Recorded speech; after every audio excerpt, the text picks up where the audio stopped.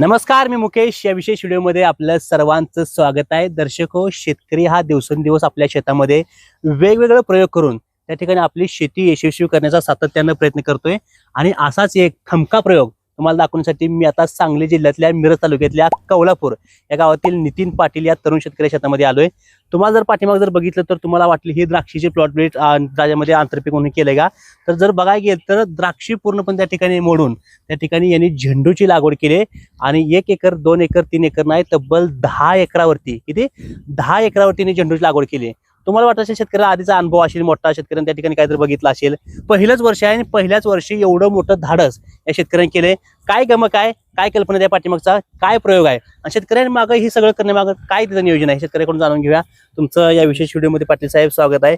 मला तर पहिल्यांदा आलेला प्रश्न पडला की एवढं मोठं 10 एकर आसपास तुमचं क्षेत्र बघून तुम्ही जुने झेंडूचे शेतकरी असाल, तुम्हाला बरीच त्या ठिकाणी माहिती असेल. का धाडस केलं एवढं मोठं 10 एकर लावल्याचं?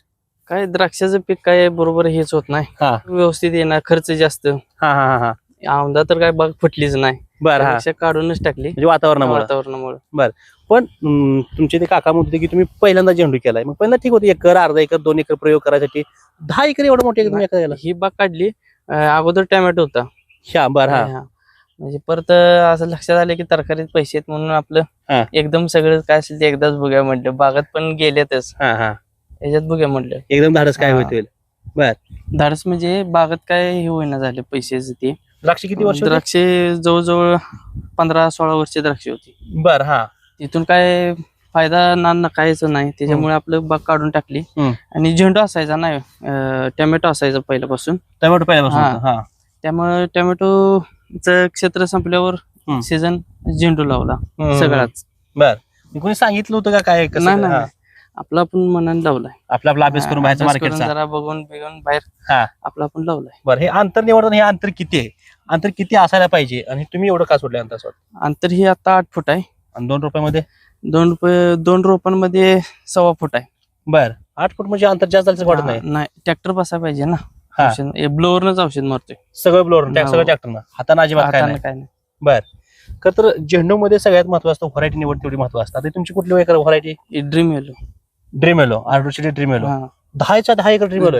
ड्रीम येलो दुसरं रोप नाही, एक ही रोप दुसरं नाही. ड्रीम येलो कशात निवडले? साईडच्या गावामध्ये म्हणजे कुमट्याला त्याने एक प्लॉट बघितलेला. बर, त्यांचं फुलं तीन जरा म्हणजे फुलकडी त्यांची चांगली दिसली. फुलं तीन बर, आपले बघूया म्हटले. मग नर्सरीत गेल्यावर जरा चौकशी करून त्यांनी बघितलं, ही व्हरायटी चांगली म्हणले, ही लावली ड्रीम. सगळी 10 एकर. बर, कधी लागवड ह्याची? 25 ते 28 ऑक्टोबर. 25 ते 28 ऑक्टोबर या दरम्यान. बर, वातावरण कसं होतं? थंडी होती कसं होती? थंडीच होती. थंडीचा काय प्रॉब्लेम आला? काय औषधच आपली चालू होती, काय एवढं काय नाही ह्याला. बर, ही रोप कुठं आणली सगळी? जी रोप तुंगातल्या विकास हायटेक नर्सरीतून आणली. विकास हायटेक किती लागली सगळी रोप? रोप 80,000. सगळे 80,000 रोप लागली. ड्रीम येलो सगळं. बर, 80,000. बर. आता ज्यावेळेस तुम्ही रोपं लावताय त्यावेळेस ती रोपं मरू नये किंवा जळू नये किंवा त्याला खाली कोणता रोग येऊ नये, तर ड्रिंचिंग साठी तुम्ही काय काय करताय? ड्रिंचिंग साठी ते MXB चे औषध आपली आहे ती. ती जाळवणी घालतोय आपण. बर, किती रोप लावल्यापासून कधी लावताय घालताय? नाही, रोप लावल्यापासून एक 5-7 दिवसांना आपण चालू केलं. अजून चालू झाले तिथनं. हा, पाण्याचं कसं नियोजन केलं रोप लावायचं? म्हणजे पूर्ण बेड पूर्ण भिजवून घेतलेला 1-2 दिवस अगोदर. नंतर 3ऱ्या दिवशी लागण केली ती. पूर्ण बेड भिजवला होता? बरं, ज्यावेळेस बेड भिजवला आणि ज्यावेळेस तुम्ही रोप लावलं त्याला नंतरच त्या रोपाला पाणी केव्हा द्यायला सुरुवात केली? नंतर आळवणी झाल्यानंतर 1-2 दिवस गॅप दिला, त्याच्यानंतर पाणी द्यायला चालू केलं. बर, कुठलं किती आळवणी दिली त्या? आळवणी 3 दिलेत फक्त. 3 आळवणी दिली त्या? खर्चच लय नाही याचा. बर, खर्चावर तर आपण त्या ठिकाणी जाऊयाच. सगळ्यात महत्वाचं ह्याची उंचीवाढ फुटवा चांगलं होणं गरजेचं आहे. त्याच्यामध्ये जेवढे तुम्हाला फुटवा जास्त मिळतील तेवढं तुम्हाला पुढे उत्पन्न मिळणार आहे. त्यासाठी खास करून कोणती अशी औषध कोणती सोडली ती का? त्यासाठी काय बेसडोस? नाही, रोपच चांगली होती ना. बर, ह्याला औषध कोणती जास्त वापरले? नाही वापरले. बेसडोस काय नाही, म्हणजे आपला काय रेग्युलर शेणखत गाठल्यात. 24 हे एवढंच. बर, बेसडोस नाही झालं दुसरं बाकी महत्वाचा. हा, स्प्रेचं काय काय करते ह्यासाठी? स्प्रेचं MXB चं आपलं कन्सल्टिंग आहे. बर, MXB तेवढं आपण. काय MXB म्हणजे? कंपनी. हा, त्याच तेवढं आपलं काय असेल ते औषध थोडीफार मारतोय. बर, किती टोटल फवारणी केली त्याला आतापर्यंत 5 फवारण्या झाल्या. फक्त 5 फवारण्या अशा थंडीच्या वातावरणात? हो. हा, आता फुल बघायला गेलं तर शेतकरी मित्रांनो यांचं बघू शकताय तर फुल अतिशय महत्वाचं आहे. फुले अतिशय मोठं पण फुल आहे, कॉम्पॅक्ट साईज फुल आहे. सगळ्यात महत्वाचं म्हणजे हे जे आकर्षक बघताय तुम्ही हे फुले, तर हे फुल मार्केटला अतिशय महत्वाचं असते. याला मोठी मागणी मार्केटला राहते. आणि त्यासोबत जर आता तुम्ही आम्हाला फुटवं दाखवायचं मोजून किती येतं, तुम्ही शेतकरी मित्रांनो फुटवं बघू शकता. ह्याचं अतिशय दाट असं फुटवं त्या ठिकाणी आपल्याला बघायला मिळतात. त्याची उंची पण त्या ठिकाणी अतिशय महत्वाची. मला एक प्रश्न अजून एक विचारायचं तुम्हाला, त्याला बांधलं का नाही, याच्यासाठी काय बांधायला लागत नाही? नाही, बांधायला लागत नाही. हा, म्हणजे वारं विर आलं तरी हे पण जिगजॅग पद्धत असल्यामुळे एकमेकात हे होते ना. हा, त्यामुळे बांधायचा पण खर्च वाचला इथं. मला एका झाडा कळ्या मोजून दाखवा किती येत्या. 1 2 3 4 5 6 7 8 9 10 11 12 13 14 15 16 17 18 19 20 21 22 23 24 25 26 27 28 29 30 31 32 33 34 35 36 37 38 39 40 41 42 43 44 45 46 47 48 49 50 51 50च्या पुढं 52 53 50च्या 50च्या पुढं पुढं काय थोडं किती झालं? तोडा पहिलाच झालाय. पहिला झाला थोडा, किती झालं थोडा पहिला? पहिला तरी एकरी एक टनाच्या पुढे निघालाय. बरं, लागवड केल्यापासून किती दिवस थोडा केला तुम्ही पहिला? 65 दिवसात बरोबर.